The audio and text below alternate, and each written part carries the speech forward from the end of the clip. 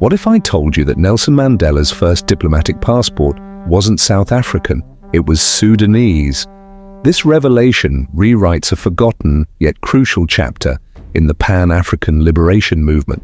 Sudan, a country that fought British colonial rule, was among the first African nations to cut ties with apartheid South Africa, block trade routes, and provide material support for liberation movements across the continent. But its role in Mandela's journey is far more profound than many realize.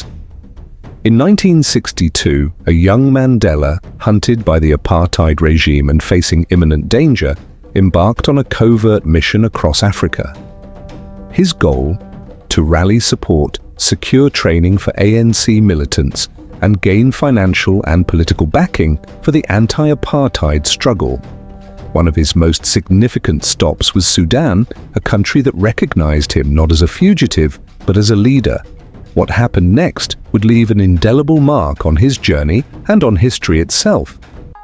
Until 1962, Nelson Mandela had never left South Africa. Bound by his promise to fight from within, he finally broke that vow when the Pan-African Freedom Movement of East and Central Africa invited the ANC to a conference in Addis Ababa, Ethiopia. Mandela saw this as an opportunity not just to attend a conference, but to build a network of allies across the continent. Using a fake identity, David Motsamai, and an Ethiopian passport granted by Emperor Haile Selassie, Mandela's African tour took him across the continent: Egypt, Libya, Tunisia, Morocco, Mali, Guinea, Sierra Leone, Liberia, Ghana, and Nigeria. In each country, he sought training, weapons, and diplomatic backing for the ANC. But it was in Sudan where something extraordinary happened. Mandela arrived in Khartoum on June 19, 1962, with a visa obtained free of charge from the Sudanese embassy in Lagos. The reason stated on the visa? Political. Sudanese authorities openly recognized Mandela's fight against apartheid as a legitimate political struggle. During his 10-day stay in Sudan, Mandela was met not as an outlaw, but as an honored leader. He attended meetings with high-ranking Sudanese officials, including Osman Al-Awad, Director of the Political Affairs Department at the Ministry of Foreign Affairs, Ahmed Kaya, Minister of Foreign Affairs, Mohamed Talat Farid, Minister of Information, Labour, Youth and Sports, and President General Ibrahim Aboud. In his diary, Mandela recorded his meeting with Aboud, describing him as extremely cordial and pledging full support for African liberation movements. Sudan was among the first African nations to sever ties with apartheid South Africa. South African planes and ships were banned from Sudanese airports and ports. Sudan actively trained and supported liberation fighters from Mozambique, Angola, Namibia, Zimbabwe, and Algeria. The Sudanese government proposed military training for anti-apartheid fighters within Sudan itself. For Mandela, Sudan's commitment was a turning point. It was here that he first experienced the full weight of Pan-African solidarity. Against this backdrop of unwavering support, Sudan granted Mandela a diplomatic passport. Unlike his Ethiopian travel document, which bore the alias David Motsamai, the Sudanese passport was groundbreaking. It was the first official document to recognize Mandela's real name. Mandela would not receive a South African passport until 1990, nearly 30 years later. Sudan's recognition was not just symbolic, it was a powerful statement to the world that Mandela was a leader, not a fugitive.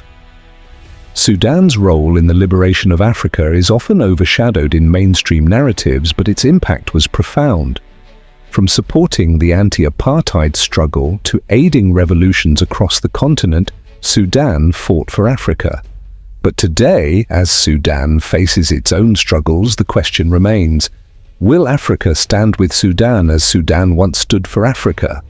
As we honor Nelson Mandela's legacy, let us also remember the forgotten allies, the unsung heroes, and the nations that risked everything for a free Africa.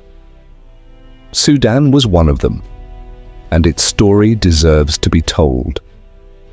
Mandela's journey across Africa in 1962 was unlike any other.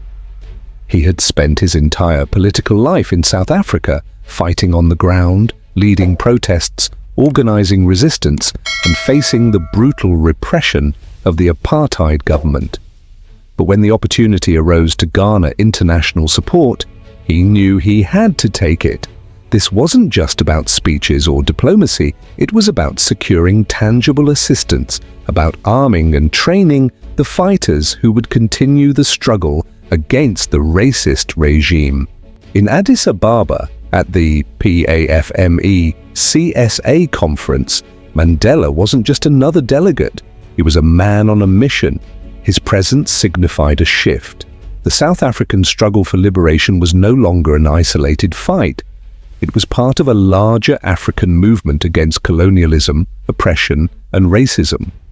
He spoke with leaders from newly independent nations, emphasizing the need for a united front against apartheid. Ethiopia, Ghana, and Guinea had already severed ties with South Africa. But Mandela needed more than diplomatic gestures. He needed commitment, resources, and training facilities. He needed Africa to stand as one. His Ethiopian passport allowed him to travel across the continent, but his identity was concealed under a pseudonym. As David Motsamai, he moved from country to country, rallying support and evading capture. It was a dangerous mission. The apartheid regime had eyes everywhere, and Mandela knew that every step he took outside South Africa was being watched. If he was caught, the consequences would be dire. When he arrived in Sudan, he was stepping into a nation that had already positioned itself as a staunch opponent of apartheid. The Sudanese government had already made it clear they would not recognize or engage with a racist regime. They saw apartheid for what it was, an extension of colonial oppression that had no place in Africa. Mandela's meetings in Sudan weren't just about formalities. He met with Sudanese officials, he met with youth leaders, he met with members of the ANC who were receiving training in Sudan.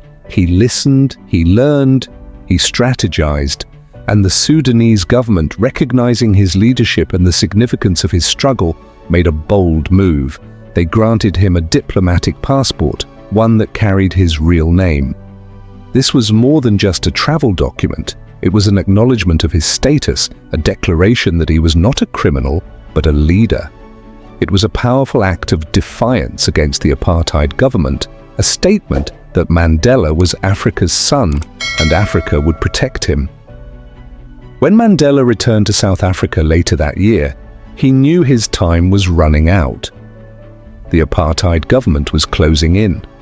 He had gained invaluable support across the continent, but his mission had also made him a target.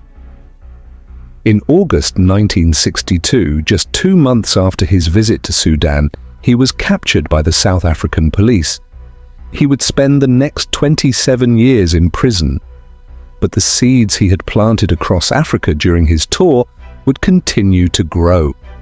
Decades later, when Mandela was finally free, when apartheid had crumbled, and when he stood before the world as the first black president of a democratic South Africa, the role of Sudan and other African nations in his journey could not be forgotten.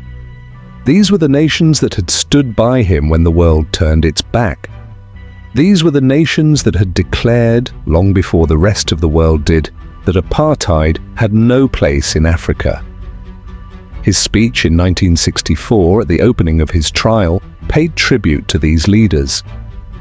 Sudan, a country that had once been a hub for African liberation movements, was among those he recognized. Today, as history unfolds, it is crucial that we remember the interconnectedness of African struggles and the sacrifices made for the collective freedom of the continent. If you found this story inspiring, share it so others can learn about Sudan's role in Mandela's fight for freedom. Let us honor history by keeping these stories alive. Subscribe for more untold stories of African history and liberation. Stay tuned and don't miss our next episode.